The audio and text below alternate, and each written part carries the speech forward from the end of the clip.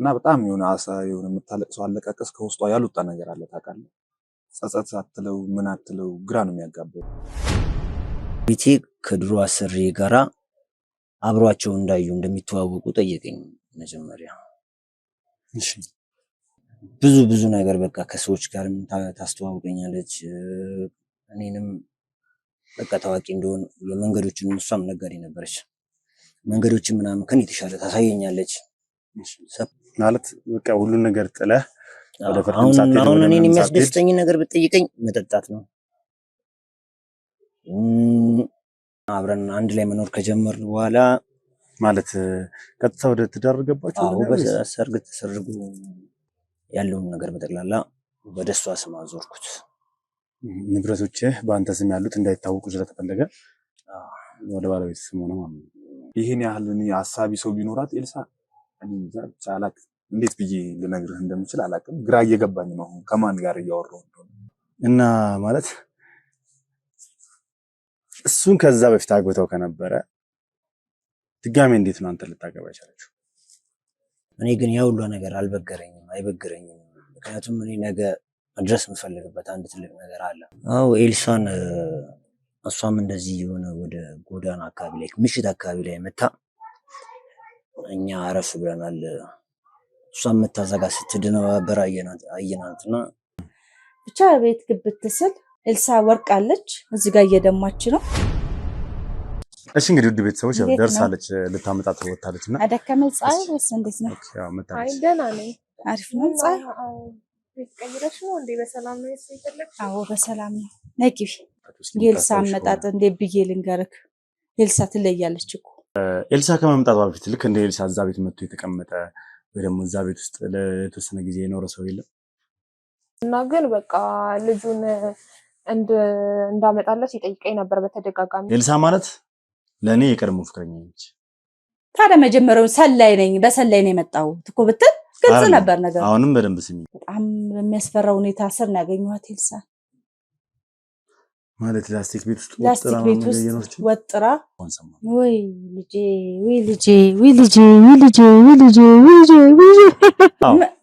ምንድነው እያወራክ ያለከው? ይኸውልሽ ከአቶ ኤፍሬም ጋር ሼር ጀምረው ልጁን ሁላ አላጠባም እስከምትል ድረስ ደረሰች። ገባክ? ራሱን አላጠባም ይሙት። ይሄ ሰውዬ ለ4 ዓመት ሙሉ ማቆ ሰውዬ ነው። ለ4 ዓመት ሙሉ የምታውቂው እኮ አንቺን እና ጎረቤትሽን እዛ ግቢ ውስጥ በነፃ እንድትኖሩ ስላደረጋችሁ ነው። አባትና ልጅ ወይስ ደግሞ ባልና ሚስት ይመስላል? ብዙ ነገር እኔ ጋር ያስቀመጠው ነገር ስላለ ይሄን ልጅ ካላመጣሽ መርካቶን በሜክሲኮ ሲጠበቅ የነበረው የንግድ ሱቆቻችን ተለቀቀ። 2200 ካሬ ላይ ያረፈ G+4 የንግድ ሱቆችን እነሆ ብለናል። ሱቅ ከነሸማቹ ማለት አሁን ነው። ያለምንም ኮመን ኤሪያ ከ12 ካሬ ጀምሮ ማለትም በ450 ሺህ ብር ቅድመ ክፍያ የሱቅ ባለቤት ይሁኑ። እንዲሁም የመኖሪያ አፓርትመንቶችን ከባለ 1 መኝታ እስከ ባለ 3 መኝታ ድረስ ማለትም ከ770 ሺህ ብር ቅድመ ክፍያ ጀምሮ ማግኘት ይችላሉ። ለበለጠ መረጃና ሳይት ለመጎብኘት ከስር ባሉ ስልኮች ይደውሉልን። አባይ ሆምስ ሪል ስቴት፣ ጊዜው የአባይ ነው። ሰላም የተወደዳችሁና የተከበራችሁ ቤተሰቦች እንደምን አላችሁ? እንደምን ቆያችሁ? እንደምን ከረማችሁልኝ? በያላችሁበት ሰላም እግዚአብሔር እንግዲህ ከሁላችሁም ጋር ይሁን እያልኩ እነሆ ብቅ ብያለሁ። እንግዲህ ውድ ቤተሰቦች ከዚህ ቀደም በነበረው ቪዲዮ እንደተመለከታችሁት ስለ ኤልሳ የሰማነው መረጃ በጣም አስደንጋጭና በጣም አሳዛኝ እንደነበር እናስታውሳለን። ምክንያቱም ኤልሳ ልጇን ተቀምታ ጎዳና ወጥታለች፣ ተደብድባለች የሚል ነገር መረጃው ደርሶን ነበረ። ያ ነገር ደግሞ በጣም ልባችንን የሚነካብን ሆኗል። ስለዚህ ኤልሳ የወደቀችበትን ጎዳና እንግዲህ እያሰስን እያጠያየቅን ሰዎችን እያወራን ነበረ። ነገር ግን ኤልሳ በዚህ አካባቢ ሰሞኑን እንዳልታየች፣ ነገር ግን ሰሞኑን እዚህ አካባቢ እንደነበረች ተነግሮናል። ከዛስ ማን ነው ያስጠጋት፣ እንዴት ነው ያስጠጓት የሚለው ነገር ለማጣራት ስንሞክር አንድ ታሪክም በዚሁ አጋጣሚ ሰምተናል። ይህ ታሪክ ምንድን ነው፣ የማን ታሪክ ነው የሚለው ነገር አብረን ለመስማት በጣም የሰማሁት ነገር አንገት የሚያስደፋ በጣም የሚያሳዝን እንዲሁም ደግሞ እንዴት እንደዚህ በዚህ ልክ ሰው ታምኖ ክህደትን ይፈጽማል የሚል ሀሳብ ራሱ በውስጤ የመጣበት ነውና ይህንንም ታሪክ እንግዲህ ለመስማት እንዲሁም ደግሞ ስለ ኤልሳን ያስጠጋት ሰው ስለ ማንነቱ እንዲሁም ደግሞ እንዴት እንዳስጠጋት ከዛስ ወዴት ሄደች ኤልሳ የሚለውን ነገር ደግሞ ለመስማት ከሱ ጋር የትም ቦታ ሳትሄዱ አብራችሁ ቆይታችሁ እንድትከታተሉ ጋብዛችኋለሁ። አዲስ ሆናችሁ ካላችሁ ሰብስክራይብ እያደረጋችሁ ቤተሰብ መሆናችሁን አትርሱ። ሀሳብ አስተያየታችሁን ኮሜንት ላይ ጻፉልኝ። ቪዲዮን ላይክ ሼር እያደረጋችሁ ለብዙ ሰው እንዲደርስና ብዙ ሰው እንዲማርበት እንድታግዙኝ እፈልጋለሁ። በያላችሁበት መልካም ቆይታ አብራችሁኝ።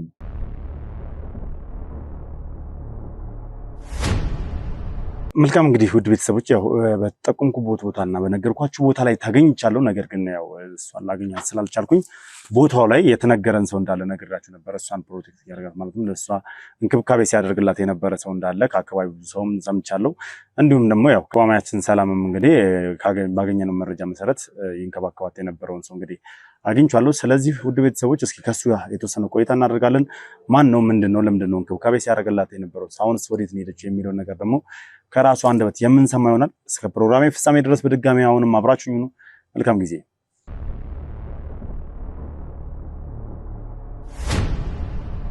በመጀመሪያ እንግዲህ ፍቃደኛ ሆነ ስለተቀመጥክልኝ ስራ ስላስፈታውም በጣም አመሰግናለሁ ማለት ፈልጋለሁ። ከትውውቅን ጀምርና እስኪ ስምህን ብታስተዋውቀኝ።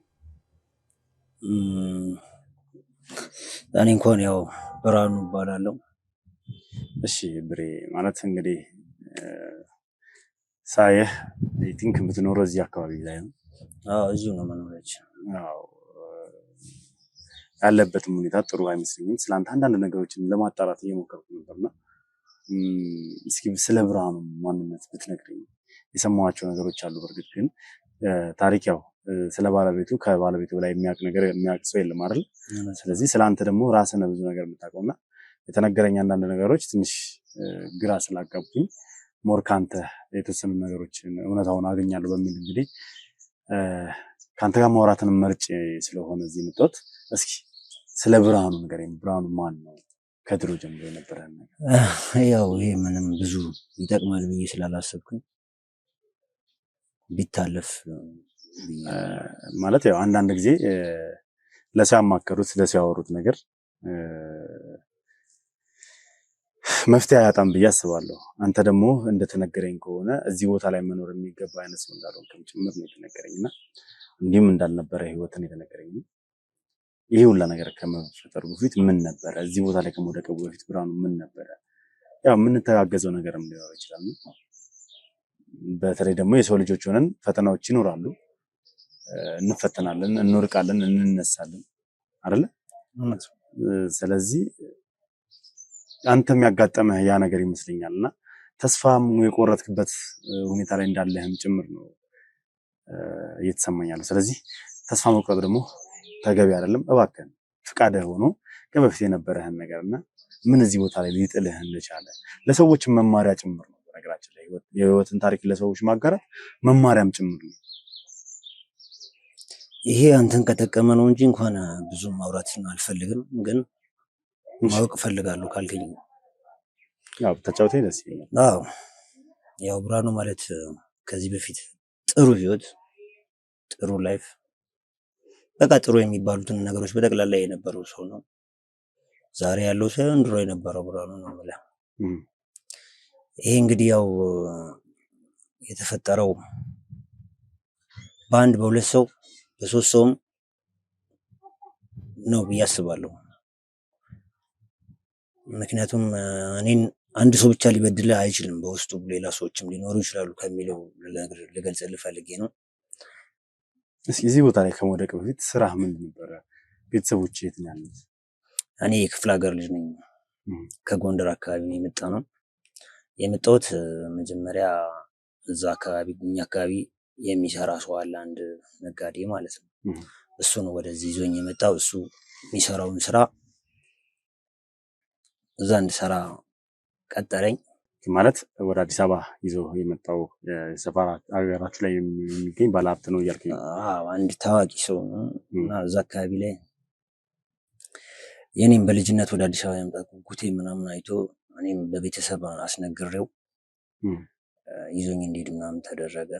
መጣ ነው። በ15 ዓመት ነው ያልከኝ? አዎ በ15 ዓመት ትምህርት አትማርም ነበር? ያው ትምህርት እኛ ሀገር ወደዚህ ከመምጣት አይበልጥም። አዲስ አበባ መምጣት ትልቅ ህልም ነው። ኦኬ ከትምህርቱ አዲስ አበባ መምጣት ይበልጣል። እንደገና ስለዚህ አቋርጬ ነው የመጣሁት 6ኛ ክፍል። ቤተሰቦች ይህንን ነገር ማለት እሺ ብለው ፈቅደው ተቀበሉ? አንተ ትምህርትን አቁመህ ወደ አዲስ አበባ ስትመጣ? ያው አዲስ አበባ ስትመጣ ትማራለህም ተብሎ ይታሰባል። እየተማርክ ነው የምትኖረው አዲስ አበባ። ከዛ የተሻለ ትምህርት እንደውም አዲስ አበባ እንዳለ ነው የሚታወቀው በእኛ አካባቢ። ስለዚህ እንድትማር ነው ወይስ እንድትሰራ ነው? እየሰራ ትማራለህ የሚለውን ግንዛቤ ይዘን ነው የመጣው። ስለዚህ እና ተማርክ አዲስ አበባ ገብተህ? አዲስ አበባ ከተማ ከገባሁ በኋላ እኔ አልተማርኩም። እኔ ወደ ስራ ነው ያተኮርኩት። ትኩረቴን ወደ ስራ አድርጌ ያው እንደ ቤተሰብም ነን ከሰውየው ጋር ያው ለሚያይ ሰው እሱ ነው ይዞኝ የመጣው። ከሱ ጋር ጥሩ ፋሚሊ ነን፣ ግን ሁሌ ያው ሰው ቤት ተቀጥረ ምናምን አሰራም እና እኔም ደግሞ ደሞዜን አልነካም። ምግብ ምናምን ከቤት ውስጥ ስለሆነ ያለውን ደሞዝ በጠቅላላ ቁጭ ነው ማለት ነው። ቤተሰቦች ምን አይነት የኑሮ ደረጃ ነው? አይ የክፍለ ሀገር ያሉት ያው እንደማንኛውም አርሶ አደሮች ናቸው። እነሱን አትደግፉም ነበር ማለት? እዚህ የምትሰራ ከሆነ ደሞዝህን እንደምታስቀምጥ ነው አላማዬ። እንደዛ አልነበረም። ከፍ ያለ ነገር አድርጌ ከዛ ወደ ቤተሰቦቼን መርዳት ነው የምፈልገው። አሁን እኔ የምፈልገው የዛን የምሰራበትን ድርጅት ሙሉ በሙሉ ወደ በሱ ስራ ላይ መሰማራት ነው የምፈልገው የነበረው። ቤተሰብ መርዳትና የሚደርስ ነገር ነው ብዬ ነው የማስበው። እሱም ሆኖ ከሰውየው ጋር እንግዲህ ራስን ከፍታለሁ ስትል ምናምን አይሆንም። ጥሎ መውጣት ግዴታ ነውና ጥዬ ወጣሁ ማለት እየሰራህ ገንዘብ በማስቀመጥ ወደ ራስህ ስራ ያንኑ ስራ ለራስህ ለመክፈት መሞከር ማለት ነው። ሞከርኩኝ። ትንሽ አቅም ያንሳል፣ ያ ብሩም አይበቃም። ግን ያው በዛ እሱ ቤት እየሰራው ያፈራዋቸው ብዙ ደንበኞች አሉኝ፣ ጥሩ ሰዎችም አሉኝ። ለነሱ ምናምን አማከርኳቸው። ያለኝን ገንዘብ ይሄን ያህል ገንዘብ አለኝ ብዬ ስል አንድ ወዳጅም በቃ ችግር የለውም እንረዳዳለን ምናምን ተባለ። ከ4 ዓመት በኋላ ወጣሁኝ እና መጀመሪያ አየር ባየር ከዚህኛው ሱቅ እያመጣው ሌላ ፈላጊዎች ሲደውሉልኝ ቅናሽ ካለው ወደ ለነሱ እያስረከብኩ ኮሚሽን እያስኩ ምናምን እየሰራው ከ1 ዓመት ምናምን በኋላ ተከራየውና ሱቅ መስራት ጀመርኩኝ። ማለት በ20 ዓመት የራስን ሱቅ ከፈትክ? 21 ዓመት አካባቢ ላይ በቃ የራስን ትንሽ ምን ነበር ማለት ይሄ የምትሰራው ስራ? ከሰውየው ጋር ስራው ብረታ ብረት ንግድ ነው ማለት? ብረታ ብረት ንግድ የግንባታ እቃዎች ፌሮ ምናምን ነገር? እነሱን ነው። ስለ ስራውም እሱ ጋር በቆየሁባቸው ጊዜዎች የሚጨምርበትንም የሚቀንስበትንም የሚወርድበትንም ጊዜ ምናምን አውቃለሁ ከልምድ እና እኔም አሁን አንዳንዴ እቃው እጅ ላይ እንዳይቀመጥ የምትፈልግበት ሊቀንስ ይችላል። ያን እንደዛ ልምዶቹም ስላሉ በዛ ተጠቅሜ አሪፍ ስራ መስራት ጀመርኩኝ። ያንን እንደዛ ሆኖ 2 ዓመት ምናምን ቆየ። ያው ሰው ልጅ ሆነ እንግዲህ ብዙ የራስ የሆነ የህይወት መስራት ያለባቸው ነገሮች ምናምን ይሆናሉ። ማለት እንዴት ነበር? ስኬታማ ነበርክ በስራው? እንዳልከኝ ከባድ ነው መቼም አይደለ? ሰው ቤት ተቀጥረህ ሰርተህ ከዛ በኋላ ወደ ራስ ስራ ለማምጣት ስትሄድ ያንን የፈለገ ገንዘብ ቢመቻችልህ እጅ ላይ የነበረው ገንዘብ እንዳለ ሆኖ ሰዎች ደግሞ እድር ቢያመቻቹልህ የራስን ከሰርቶ እንደመጀመሪያ የራስን ከፍቶ እንደመጀመሪያ ለመስራት ትንሽ የሚከብድ ይመስለኛል አይደል? እሱ ክብደቱ እንደ እንትኑ ይለያያል እንደ ስራው። አሁን አንተ በልምድ የምታመጣው አይነት ከሰዎች ጋር ኮሚኒኬት በመግባባት የምትሰራው ስራ ነው። ስለዚህ ስኬታማ ነበርክ? ስኬታማ ነበርክ። ምክንያቱም የሚገነቡ ግንባታዎች ላይ ሂደህ እቃዎችን ማቅረብ ነው ያንተ እነዛን ሰዎች ማወቅ እንጂ ስራው ቁጭ ብለህ ነግደህ ምናምን አይደለም። በብዛት ያው ኮንትራክተሮችን ምናምን ማወቅ ነው። እነዛን ሰዎች ደግሞ እሱ ጋር እዛ መጀመሪያ በምሰራበት ስፍራ ላይ ብዙ አትርፌያለሁ። ያም ነው ስኬት የሆነኝ ገንዘብ ሆነኝ። በትንሽ ጊዜ ውስጥ ብዙ የሚባል ነገሮችን ያስኩኝ። እሱ አይደለም የሚገርመው፣ አንተ በወጣትነት ዘመን እንግዲህ ብዙ ብዙ ነገር አለ ወጣት ስትሆን የሚፈታተን። እኔ ግን ያ ሁሉ ነገር አይበግረኝም። ምክንያቱም እኔ ነገ መድረስ የምፈልግበት አንድ ትልቅ ነገር አለ። ያ ህልም ሰርተ መለወጥ እንደሚቻል አይቻለሁ። በስራዎቹ ሰዎች ሲሰሩ መድረስ ትችላለህ ብዬ አምናለሁ እና ያንን ለማድረግ ቀን ከሌት ነው የምሰራው። እንዳልኩ ትምህርት ቤት አዲስ አበባ መጥቼ አልገባሁም እንጂ ከኔ ትልልቆች ይማራሉ። በወጣትነት ዘመን ማድረግ አያልፈኝም የምትላቸው ነገሮች ሁሉ ሳይሸውዱ ነው እዚህ የደረስኩት። ያ ማለት ያው እንደ ወጣትነት መዝናናት ሳያምርህ ውጪ እንደፈለክ ጓደኞችን መስለህ መቆየት ሳያምርህ ራስን ቆጠብ አድርገህ ህይወትን ለመቀየር ስትሰራ ነበር ነው። የነገ ስኬቴን አስቤ እነዚህ ነገሮች ከስኬቴ ይመልሱኛል ብዬ አስባለሁ። ሁለተኛ ነገር የመጣሁበት ትልቅ አንድ ነገር አለ። ቤተሰብ በ15 ዓመቱ አንተን ሲልክ የልጅነት ጣዕምህን አሳልፎ ሰጥቶ ነው። ሁለተኛ አንተም እዚህ ከመጣ በኋላ እነሱን አብረህ መኖር የነበረብን ሰዓት አሳልፈህ እዚህ ከመጣ አይቀር ደግሞ ሰርተህ ተለውጠህ እነሱን መቀየር መቻል አለብን ብዬ አምናለሁ ነበር። መልካም እሺ። ከዛ ማለት ያው ስኬት ላይ ደርሻለሁ ብላል፣ ብዙ ነገር ይዣለሁ ብላል። እንደዛም ሆኖ ፍላጎቶችን ገድበህ እንደ ወጣቶች መዝናናት ሳያምርህ ቢያምርህም እንኳን የነገ ለውጥን አስበህ ሁሉ ነገር ቆጥበህ ጥሩ ስኬት ላይ ደርሰህ ነበር እና ይቀድም ነው የጀመርክልኝ ምንድነው የሰው ልጅ ነህ እና አዲስ ህይወት መመስረት የሚባል ነገር አለ አልከኝ። ምን ለማለት ነው? እስኪ ያንን ነገር በደንብ ብታስረዳኝ። በቃ ከዛ በኋላ በስራዎቼ ላይ ብዙ ደንበኞች አሉ፣ በስርም የሚተዳደሩ ሰራተኞች አሉ።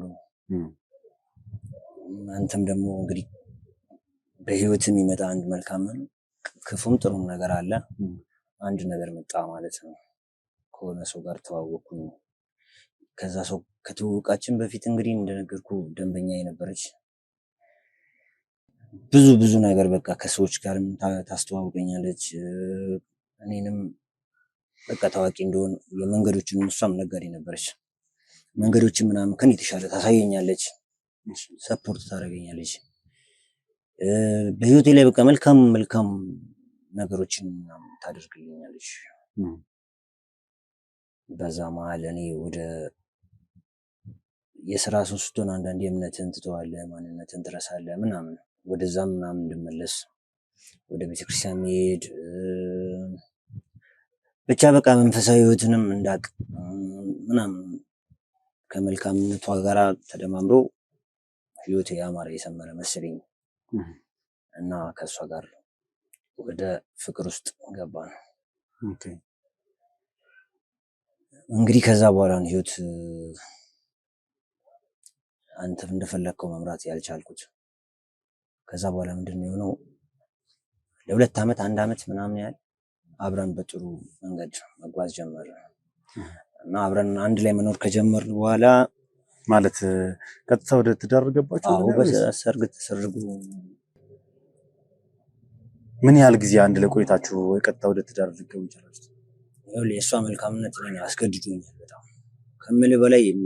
ህይወት ደስ የሚል መሆኑን ያሳየችኝ አብረን ደግሞ መሆን አብረን ስንሆን ደግሞ ከዚህ በላይ እንደሚሆን ምናምን ስትነግረኝ አንድ ዓመት አልቆየንም። በቃ ወዲያው ነው ወደ መጋባት ወሰንነው።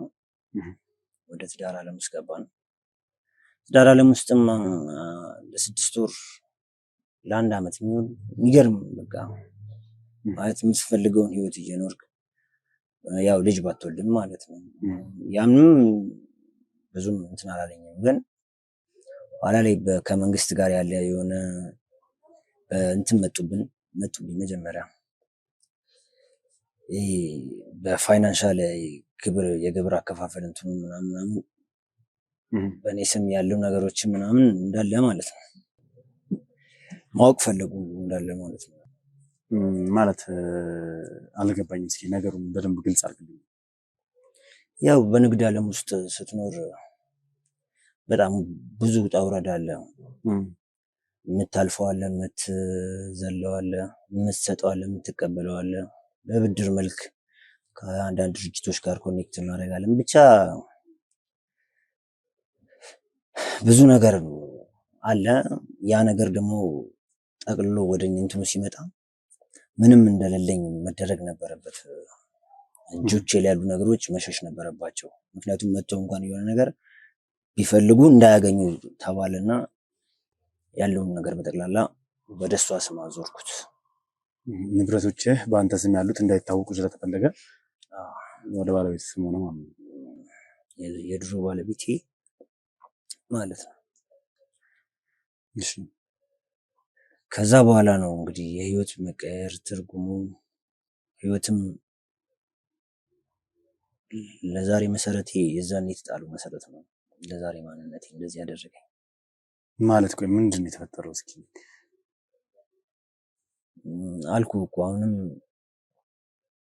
ያ ንብረት ከሸሸ በኋላ ባለቤቴን በማይታመን ድሮ የማውቃትን አይነት ባለቤት አልነበረችም፣ አይደለችም።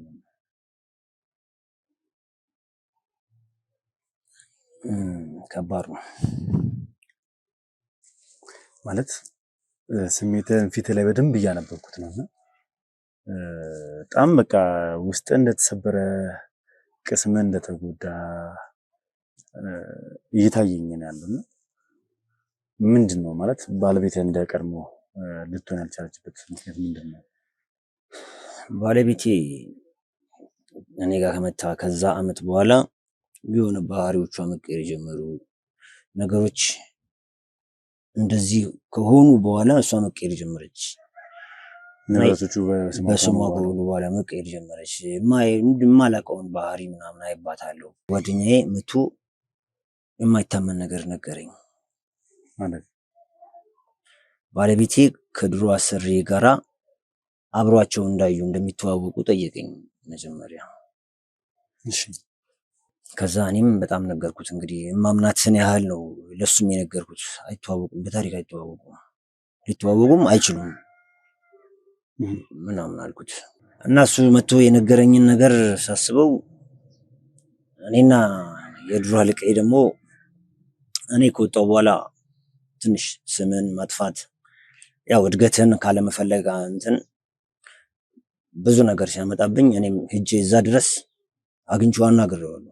ማለት አንተ ራስን ችለህ ከሱ ጋር ከወጣሁ በኋላ እሱ የራስን ስራ ስለሰራ እሱ ደግሞ ለማጥፋት እየሰራ ነበር ማለት ለምን ዘርፎኛል፣ የማይታወቁ ንብረቶችን ሳያስረክበኝ ነው የወጣው ምናምን የሚል ዝም ብሎ ተራ አሉባልታ ወሬ ሲያወራ ሄጄ እስከ ሽጉጥ መማዝ ደርሰናል። በዛ ዘመን ላይ ምንም አይነት ርህራሄ እንደሌለኝ ስራዬን ልስራበት በሚል እንትን ተስማምተን ነው የወጣሁት።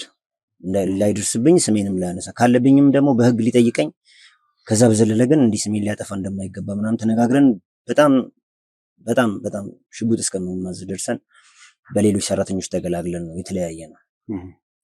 አሁን የሚለኝ ጓደኛዬ የሚለኝ ነገር ደግሞ ለኔ እንግዳ ነገር ሆነብኝ። እሺ እንግዳ ነው የሆነብኝ። ይተዋወቃሉ አይተዋወቁም በጣም ነገርኩት። እሱ ደግሞ ሪል በጣም እርግጠኛው ነው። ኧረ ይሄን ነገር በደንብ አጣራዋለሁ።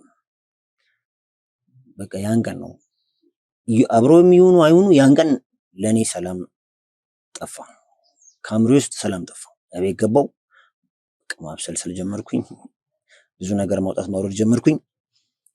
ይሄ ነገር ሌላ ጊዜ ምናምን እሱም እንዲከታተልልኝ ምናምን አደረኩና እኔም እንቅልፌን አጥቼ መከታተል ጀመርኩኝ። ማለት ቆይ እሷን አላወራሃትም ነበር? አንደኛ ባህሪዋ እየተቀያየረ ነበር። የመጀመሪያ ባለቤት አይደለችም ብለኸኛል አይደል? ባህሪዋ መቀያየር የጀመረው በምን አይነት መልኩ ነው? ሁለተኛ ደግሞ ለምንድን ነው ያላወራሃት? እሷን ለማግኘት ራሱ ጊዜ አጥቶኝ ከዛ በኋላ አንድ ቤቱን እሷ ውጭ ማደር ጀመረች። ስትደውልላት ስልክ አታነሳም። በቃ ሁሉ ነገሮቹ ማለት የድሮዎቹን አይነት ቦታ መንገድ አይደለም የያዘው። ይሄ ነገር ወዴት እየሄደ ነው የሚለውን ነው እንጂ እሷ በቃ ሙሉ በሙሉ ተቀይራለች። ይህንን ቀያሪዋን ደግሞ ለማወቅ ምንድን ነው እንደዚህ ምናምን የሚለውን ለማረጋገጥ ብዙም ጊዜ አልፈጀብኝም። እሱ ነገረኝ። እሱም ቼክ እንዲያደርግልኝ አደረኩኝ። እኔም አንድ ሳምንት ምንም ሳልተኛ መከታተል ጀመርኩኝ። እሷን አገኘኋት። የድሮ አሰሪ ቤት አገኘኋት። አሰሪ ቤት ቤቱ ሄዳ ነው? ኦልሬዲ በቃ ሌላ የስራ ቦታ ሌላ አለው። እዛ አገኘኋት። አናገርኳትም ገብቼ ሳናግራት ከሱ ጋር የፍቅር ግንኙነት እንደጀመረችና ከዚህ በኋላ የኔ መሆን እንደማትችል እሱ ፊት ነገረችኝ። እሱን ስጠይቀው ከዛሬ 3 ዓመት በፊት እንዳገባት የድሮ ሚስቱ እንደሆነች መረጃዎችን አሳየኝ። እኔም ወጣሁ እላለሁ። ይሄ ነው ታሪክ ማለት። ቆይ ጭራሽ ባለ ትዳር ነች ከሱ ጋር? እና ማለት እሱን ከዛ በፊት አግብተው ከነበረ ድጋሜ እንዴት ነው አንተ ልታገባ የቻለችው? እኔ እሱ ማግባቷን ምንም አላውቅም። እኔና እሷ ግን አብረን እንድንኖር ተፈቀደች። እኔም ፈቀድኩ ራሴ። ከዛ እኛ ደግሰን ወዳጅ ዘመዶቻችን ጠራን። በቃ አለቀ። ምንም አይነት እንትን የለንም። ማለት ይሄ እኮ ያስጠይቃል አይደለ? በትዳር ላይ ትዳር መመስረት በራሱ ያስጠይቃል። እሱ ለሱ ራሱ ዝግጁ ናት። እኔ አሁን የገባኝና እንድትው ያስገድደኝ አንድ ነገር አለ። ከዛ ድረስ መጀመሪያ ከነበረውበት ታስቦ ተዘጋጅቶ የመምጣታቸውን ነገሮች አንዳንዴ ሳስበው እንትን ይለኛል። በጣም መልካምነት በዝቶ የተደረገልኝ ነገር ከሱ አካባቢ ላይ የነበረው ነገር እንዲህ ስራ የለም ዛሬ ደብሮኛል ስልኮ የማይሆን ግብይት ይደረግልኛል። ያ ማለት መጀመሪያም ጀምሮ ይሄ ሰውዬ ሆን ብሎ አቅዱና ይሄ ነው እንጂ ለምን እሱ ያሳየኝ እኮ የህጋዊ ሚስቱን። ስለዚህ ያንተን ንብረት ሙሉ በሙሉ ለመውረስ ሙሉ በሙሉ ለማውደም ይሄ አላማ ታስቦበት ነው ካንተ ጋር ጋብቻ ነው ማስበው። እንደዛ ነው እኔም ማስበው። ምክንያቱም አሁን እሷ እሺ፣ ከዛ በኋላ ታዲያ አሜን ብለህ ታውካት? እሺ ብለህ ተቀበልክ? ሚስቴ ነች ብሎ ስላሳየህ እንትኑን ወደ ክስም ሳትሄድ ምንም ሳትል ንብረትህንም ሳታስመስል ሳታስመልስ ሙሉ በሙሉ ተውክላችሁ? ይኸውልህ አሁን የእንትኑ እሷ ይዛሚር ነው አላማዋ ንብረቶቼን። ይሄ የመጀመሪያ የመጣብኝ ነገር በራሱ ወደ እሷ እንዲቀየር ያደረገበት የተደረገው መንገድ ራሱ እሱ ነው የእንትን ያላለኝ። ስለዚህ ያንን ንብረትን እንድታሸሽ የተደረገበት መንገድ አሁን የመጡት ነገሮች አሉ። ለምሳሌ ንብረትን አስመዝግብ እንደዚህ ምናምን ሲባል ነው ደንግጬ ወደዛ እንዲዞር የተደረገው። ይሄ የተደረገበት መንገድ። ሁለተኛ ነገር የሰው ልጅ እንዴት ነው እኔ ሰርቼ ማግኘትን እንዴት እንደሆነ አቅ ነበረ፣ ግን ሰው ከንቱ ነው በቃ። ዛሬ ያ ሁሉ አሁንም የተሻለ ነገር ጓደኞች ይመጣሉ። እኔ ግን ደስ የሚለኝ ብቻዬን እንዲህ ነጠል ብዬ እና አንዳንድ ጊዜ የምታገኘው ነገር አለ፣ እርካታ አለ እዚህ አካባቢ ላይ በጣም ደስ ይለኛል። ብዙ ሰዎች የመጡበትን መንገድ እዚህ ጋር ትረዳዋለህ። ያ ነገር ያስደስታል ማለት በቃ ሁሉን ነገር ጥለህ ወደ ፈርም ሳትሄድ አሁን እኔን የሚያስደስተኝ ነገር ብትጠይቀኝ መጠጣት ነው። ወደ ቤተሰቦች እንኳን አልተመለስክም? እሱ ወደ ዘመዶችም አልተመለስክም? ህልምህን ስትነጠቅ አትመለስም። እኔ ህልሜን ነው የተነጠቅኩት። ምክንያቱም እንደዚህ ሰርቼ የነበረውን ነገር እንዳለ እዚህ ጋር አስረክቤ አሁን ቤተሰቦቼ ጋር ደግሞ መሄድ ወደ አእምሮ ውስጥም የለም አይመጣም። አሁን ለእኔ ራሴን የማዳምጠው እንደዚህ አይነት ስፍራ ላይ ቁጭ ብዬ የሚሆነውን ነገር ለመርሳት ነው። መልካም ማለት ይገርማል። ብቻ እንደዚህ አይነት ነገሮች አንዳንዴ ይከሰታሉ። ከዚህ በፊትም ተደጋጋሚ እንደዚህ አይነት ነገሮች ገጥሞኝ እንግዲህ በታሪኮች ላይ ለተመልካቾች ብዙ አስጠንቅቄያለሁ። ምክንያቱም የምናገባቸውን ሰዎች ማን ናቸው፣ ምንድን ናቸው፣ የትዳር አጋር አድርገን ስንመርጣቸው እኮ ስለነዛ ሰዎች ባክግራውንድ ስለማንነታቸው ስለምንነታቸው በደንብ አድርገን ማወቅ ይኖርብናል ብዬ በተደጋጋሚ ተናግሬያለሁ። ያው እንግዲህ እንደዚህ አይነት ነገሮች እንዳይከሰቱ በሚል ነው። አንዳንድ ጊዜ ምንድነው ከመሬት ተነስተን የዋህነት ስላሳየችን ሩሩ ሆና ነገር ስላሳየችን ሁሉ ነገር አሳልፈን ልክ እንደ ወንድማችን እንግዲህ እንደ ብርሃኑ ንብረታችንን አሳልፈን ሰጥተን ከዛ በኋላ እንደዚህ ሜዳ ላይ የመውደቅ እድሉም ይገጥመናልና ይህ ምንድነው ከመጠንቀቅ ማለት የምናየው ነገር ስለሚያጓጓም ብቻ ነው። መልካምነታቸውን ከላይ ስለምናይ ብቻ ነው። በውስጣቸው ያለው ማንነት እንግዲህ ቸኩሎ ነው የተጋቡት። ብዙም እንዳልቆዩ አመትም እንዳልቆዩ ተናግሯል። ምክንያቱም በቃ ወዲያውኑ አንድ ላይ ሆነው ህይወትን ለመምራት ስለፈለጉ ነው።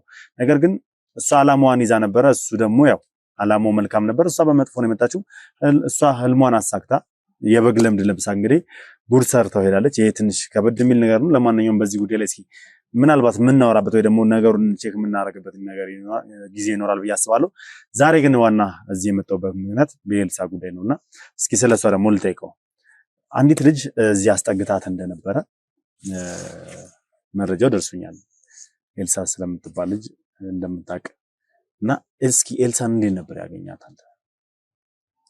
አዎ ኤልሳን እሷም እንደዚህ የሆነ ወደ ጎዳና አካባቢ ላይ ምሽት አካባቢ ላይ መታ እኛ አረፍ ብለናል። እሷም መታዘጋ ስትደነባበር አየናትና ተቀብለን እዛ ሸራ ውስጥ እዛ ጋር እንድታርፍ አደረግናት። ከዛ ያው ሴት ልጅም ስለሆነች ይርባታል፣ የምናገኘውን እንሰጣታለን፣ የምትፈልገውን ነገር ምናምን እንጠይቃታለን። እንደዛ እያልን ነበረ። ከዛ እሷም ለመደች፣ ሰፈሩ ምናምን ትወጣለች፣ ትገባለች። ስለ ታሪኳ ስለሷ የምታውቁት ነገር አለ? ምንም የምናውቀው ነገር የለም። አልጠይቃቸውም ከየት እንደመጣች ለምን ጎዳና ላይ እንደመጣች ነው? አዎ ብዙም እኛ አሁን እንደዚህ ሰፈር አለ አንድ ልጅ ማለት እሱ ያው የሰፈሩም እንትን ስለሆነ እሱ ከሱ ጋር አንዱ ለቀን ስናያት በቃ ያርግላቸው ምናምን ብለን እኛ ፈታናት። ተወል ማለት ምን አይነት ልጅ? አንድ የሆነ ረዘም ያለ ልጅ አለ። በቃ እሱን ይረዳታል፣ ሰፖርት ያረጋታል። ስለዚህ እሷ አሁን መቶም እሷ ከሌለችም መቶ እኛን ነው የሚጠይቀው። ቤት ሄደች ኤልሳ ይለናል። ስትኖርም ደግሞ መቶ ምናምን በቃ ይረዳት ነገር ካለ ይረዳታል፣ ይጠይቃታል። በቃ እኛም እንደዛ ስናይ በቃ ሌላ የሚያግዛት ሰው አለ ምናምን ብለን እሷን ትተናት የራሳችን ነው። ታዲያ አሁን የት ሄዳ ነው? ማለት እንግዲህ በመጣሁበት ሰዓት የለችም። ሰሞኑንም እዚህ እንደሌለች ተነግሮኛል። ማለት ባለፈው ከእሱ ጋር እንደወጣች እኛም ስትመለስ አላየናት። ማለት ከልጁ ጋር? እሱ ግን እዚህ ሰፈር ውስጥ አለ። እዚህ የዚህ ሰፈር ልጅ ነው። እሱ አለ፣ አብረው ወጥተው እሱ አልተመለሰችም ነው የምትለኝ? አዎ እሱንም በሰሞኑ አይቼዋለሁ። እሷን አላየኋትም እንጂ እሷም አለ። ስለዚህ ይህንን ልጅ ማለት ልታገኘልኝ ወይ ደግሞ ልታገናኘኝ ይችላል? እኔ እንኳን ማገናኘን ሳይሆን ላሳየው ይችል ይሆናል ማለት ልጁን በርቀት ወይ ምክንያቱም ነገር ደግሞ እዚህም እንዳንቀመጥ ሊያደርጉን ይችላሉ። ስለዚህ እኔ ዝም ብዬ እንዲህ ልጠቆመ ይችላሉ። መልካም እሺ፣ እሱን ትጠቁመኛለህ። ከዛ ከሱ ጋር እስኪ ያለውን ነገር እናወራለን። ግን ስለሷ ያው ምን እንደነገርከኝ እርግጠኛ ነህ? ሌላ የምታውቀው ነገር የለም? አዎ እዚህ ጎዳና ላይ እኮ ምንም የሚደበቅ ነገር የለም። ሁሉም ነገር አላለም። ግን ስለሷ የምታውቀው ነገር የለም? አዎ አልነገረችንም። ምክንያቱም ከልጁ ጋር ያላትን ነገር ግንኙነታቸው እንትን ሲለን ያው መልካም እሺ፣ እስኪ ልጁን ይፈልግልኝና ከዛ በኋላ እሱ ወይ እንዳለው ያው በኋላ እንዳያስቸግሯቸው እዚህ ሰፈር ላይ እንዳይቀመጡ በርቀት ያሳየኛል። ከዛ በኋላ ከልጁ ጋር የምነጋገር ይሆናል። እስኪ በድጋሚ የትም ቦታ እንዳትሄዱ። የት ይዟት ሄዱ ነው ልጅቷ ልትቀር የቻለችው? ኤልሳ ልትቀር የቻለችው ተመልሳ ያልመጣችው ምንም የሚያውቀው ነገር አለ ወይስ ደግሞ ያው ድንገት አጋጣሚ ሆኖ ከሱ ጋር በሄደችበት ያው ምናልባት መንገድ ላይ ተለያይቶ ሳትመለስ ቀርታ ሊሆን ይችላል። ያን ነገር እስኪ አብረን የምናውቅ ይሆናል። እሱን የምናናገር ይሆናል። የትም ቦታ እንዳትሄዱ። እስከ ፕሮግራም ፍጻሜ ድረስ በድጋሚ አብራችሁኝ ሁኑ። መልካም ቆይታ።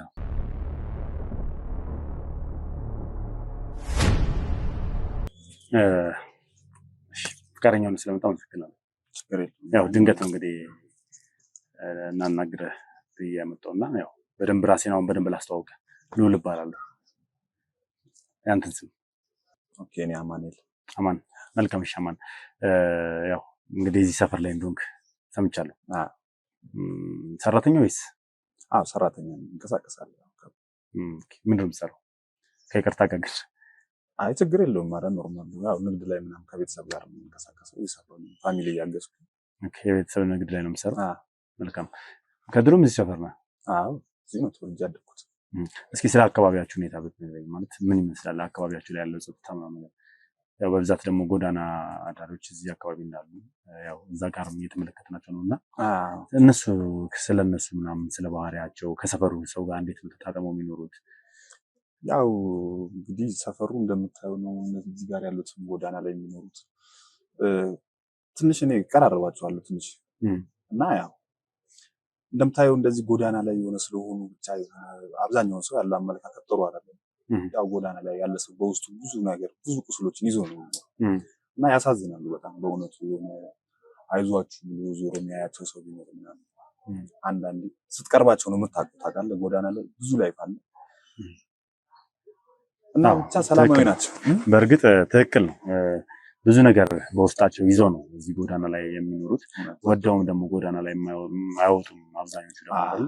ወረ በጣም ከእናንተ በላይ በጣም በቃ አንዳንዴ ሰዋዊነት ራሱ የሆነ ያጠቃሃል። እንደዚህም አይነት ላይፍ አለ ሰው እንደዚህ አይነት ነገር የሚያሳልፋል እንዴ ምናምን ለኔ እንደውም በጣም ደስ ይለኛል። አንዳንዴ እንደዚህ ቀርብ ያው አንዳንዴ አቅም ሳይፈቅድ ሆኖ ነው እንጂ ብትችል ቀርቦ የሆነ አቅም ኖሮት ሰው ቀርቦ የሆነ ቢያያቸው ለብዙ ሰው መማሪያ የሚሆን ታሪክ ራሱ እንዳላቸው ነው የምትረዳ። በእርግጥ ትክክል ነው። ብዙ ሰዎች የህይወት ታሪካቸው ያለፉበት የመጡበት ህይወት ለብዙ ሰው መማሪያ ሊሆን የሚችል ህይወት ነው ያላቸውና የአካባቢው ነዋሪስ ስለን ማለት አንዳንድ ቦታ ላይ እንደዚህ አይነት ሁኔታ እንዲፈጠር አይፈልጉም። ሰፈራቸው ላይ እንደዚህ አይነት ሰዎች እንዲኖሩ አይፈልጉም። አለመባረራቸው ከሰፈሩ ላይ ዞር በሉ አለማለት ቤታቸውን አለማፍረሱ ራሱ በጣም ይገርምኛል እያየሁት ነበርና ምክንያቱም ሰፈር ውስጥ ነው ያሉት እነዚህ ሰዎች። እውነት ያው እኛ አካባቢ እንደነገርኩህ ትንሽ ያን ያህል ጫን ያለ አይደለም። በእርግጥ የሆነ ጊዜ ላይ ይመጡና ፖሊሶቹም የሆነ እንደዚህ እናስነሳቸው ምናምን ይላሉ። ያው የአካባቢ ሰው ለመዳቸው ገብተዋል። እነሱ ለምዷቸዋል። ታዛዥ ናቸው። ከሰው ጋር ያላቸው ኮሚኒኬሽን ደስ ይላል። እነሱ ይቀራረባሉ፣ ወደዛ ወደዚህ ሰውን ያግዛሉ ምናምን። ትንሽ ያው እንዳልኩ የሆነች ሰዓት ላይ ያለ ወቅታዊ ጉዳይ ባለም ሰዓት ምናምን ያስቸግሯቸዋል። ግን አካባቢ ሰው ያን ያህል ለነሱ አሁን ትንሽ ሳይረዳቸው አይቀርም ብዬ አስባለሁ። መላመድም መጥቷል አብረው ረጅም ጊዜ ያው ሰው የመተናኮልና እንደዚህ አንዳንድ ስራዎችን የማንሳት ስራ በታምር አይሰሩም። ጭራሽ በዚህ አካባቢ አሁን ያሉት እንደዚህ ነገርኩ ቀረብ ብለህ ብታስባቸው ለእንደዚህ አይነት ነገር ሩቅ ናቸው አልኩ። ታሪካቸውን ብታይ ስንት ነገር አሳልፈው እንደመጡ ምናምን ለትናንሽ ነገር ራሱ ማይገረሙ ሰዎች አሉ። ገብቷል። ያው አንዳንድ ሰዎች የሚያስብ አይጠፋም። ያው እነሱ እዚህ ጋር መኖር ኮንፈርት የሚነሳው ሰው አይጠፋም፣ ይኖራል። ግን አንዳንዴ ለምን ምንም ማድረግ ሳትችል ትክክል። መልካም እንግዲህ እኔ ዋነኛ የፈለኩ አንተን ለማናገር የፈለኩበት ትልቁ ጉዳይ ያው ከሰሞነኛ በዚህ ወቅት አካባቢ አንዲት ልጅ ከነሱ ጋር ተቀላቅላ ነበረ። ማለትም ኤልሳ የተባለች ልጅ እና ከሷ ጋር ደግሞ ሞራ አንተ ተቀራርበህ እንደነበረ ታግዛት እንደነበረ ሰፖርት ታደርጋት እንደነበረ ተነግሮኛል። ምን ያህል እውነት ነው? እስኪ ስለዚህ ጉዳይ ብትነግረኝ። እንዴት ልቀርባት ቻልክ? ማለት ይሄንን ነገር አሁን ስለ ኤልሳ አው ቀርባታለሁ። ኤልሳ ያን ያህል ግን እኔ አሁን ስለሷ ለአንተ ማውራት የሆነ ለምን ታውቃለህ? ይኸውልህ ምናልባት ያው ስለሷ ልደብቀኝ ነገር ልችል አልችልም በዚህ ሰዓት። ምክንያቱም እኔ ካንተ በላይ ነገራችን ላይ ኤልሳን አውቃታለሁ። ማለትም ዋነኛ እዚህ የመጣሁበት ትልቁ ዓላማዬ ኤልሳ ነች። የኤልሳን ጉዳይ ለመፍታት፣ የኤልሳን ችግር ለመፍታት፣ የኤልሳን ጉዳት ለመጠገም በማሰብ እንግዲህ የተቻለኝን ነገር እያደረኩ ነው ያለሁት። በጣም በርካታ ቦታዎች ሄጃለሁ እሷን ፍለጋ። ከዚህ ቀደም የነበረችበት ቦታም ጭምር ሄጄ ከዛ ነው እዚህ ጎዳና ላይ እንዳለች ተጠቁሜም ጭምር የመጣሁትና እዚህ ደግሞ ከመጣሁ በኋላ ስላንተ አወኩኝ። አንተ እንደምትንከባከባት፣ ምግብ እንደምታመጣላት፣ ምን እንደምትለው ነገር ስላንተ ሰማሁና ግን እዚህ ይቅርታና ስለ ኤልሳ ከሆነ አሁን እንደዚህ አፈላልጋ አንተን ያገኘህ እስከዛሬ ኤልሳን ለማግኘት እንዴት አልሞከራችሁም? እንዴት ኤልሳን ልታገኛት አልቻላችሁም? ነገርኩህ እኮ ስለ ኤልሳን ለማግኘት በጣም ብዙ ሞክሬያለሁ። በዛም ብዙ ጥሬያለሁ። ምክንያቱም ኤልሳ በራሷ ፍላጎት የተደበቀች ሴት ነች ከመጀመሪያ ጀምሮ ማለት ነው። ከዛ በኋላ ግን የሆነባት ነገር ግን ተገቢ የሚባል ነገር አይደለም። ማለት እስኪ ምን ያህል ታውቃለህ ስለ ኤልሳ? እስኪ ምን ታውቃለህ?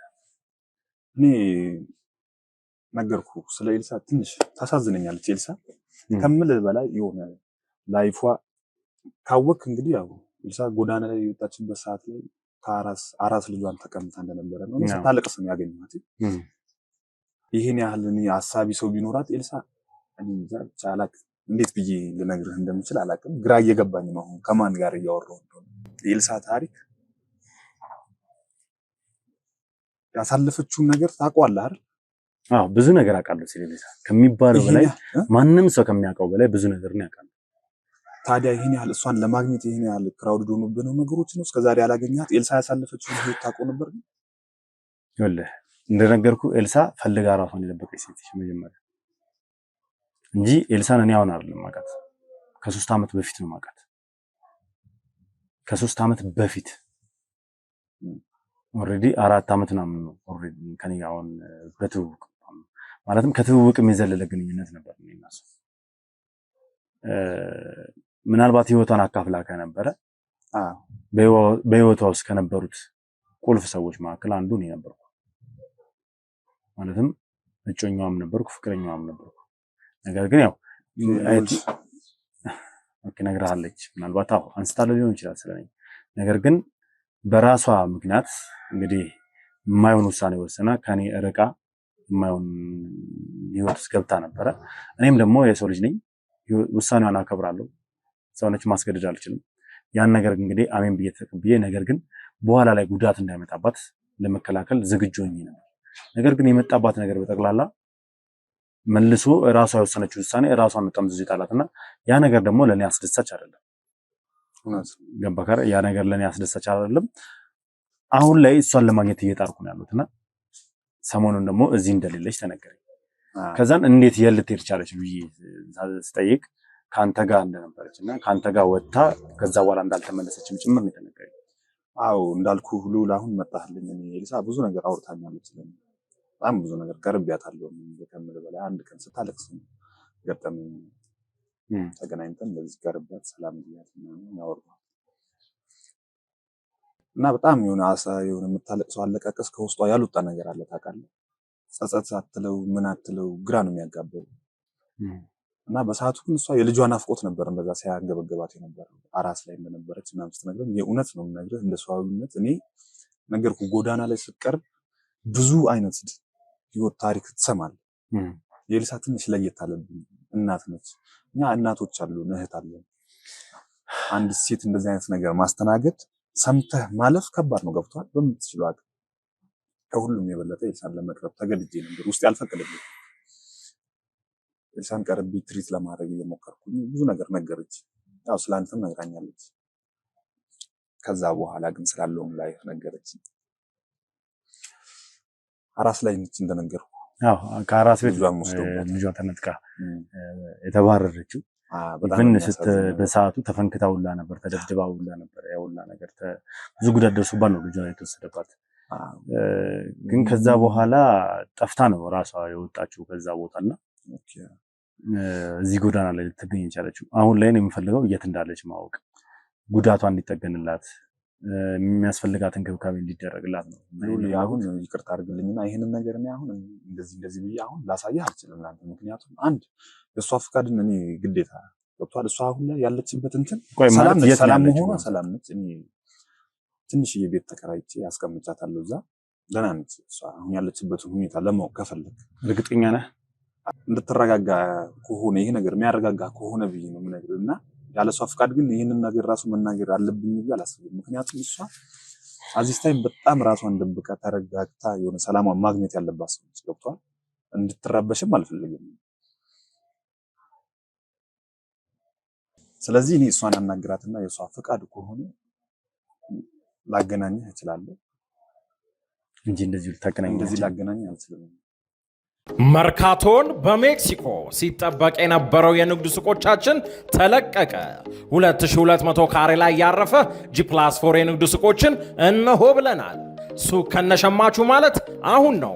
ያለምንም ኮመን ኤሪያ ከ12 ካሬ ጀምሮ ማለትም በ450 ሺህ ብር ቅድመ ክፍያ የሱቅ ባለቤት ይሁኑ። እንዲሁም የመኖሪያ አፓርትመንቶችን ከባለ 1 መኝታ እስከ ባለ 3 መኝታ ድረስ ማለትም ከ770 ሺህ ብር ቅድመ ክፍያ ጀምሮ ማግኘት ይችላሉ። ለበለጠ መረጃና ሳይት ለመጎብኘት ከስር ባሉ ስልኮች ይደውሉልን። አባይ ሆምስ ሪል ስቴት፣ ጊዜው የአባይ ነው። ማለት ይርታ ምልህ አውቃለሁ ለአንተ ለሷ የሆነ ክፉ ታስባለህ ብዬ አላስብም። ግን አዚስ ታይም በቃ እሷ በጣም ህመም ላይ ነች አልኩ። ትንሽ የሆነ መረጋጋት ትፈልጋለች፣ ብቸኝነቱን ስለፈለገች ነው። ለዛም ነው ሲጀመር ወጣ አድርጌ ያስቀመጥኳት። እንድትርቅም ነው የፈለኩት፣ ሰላም እንድትሆን ፈልጊያለሁ።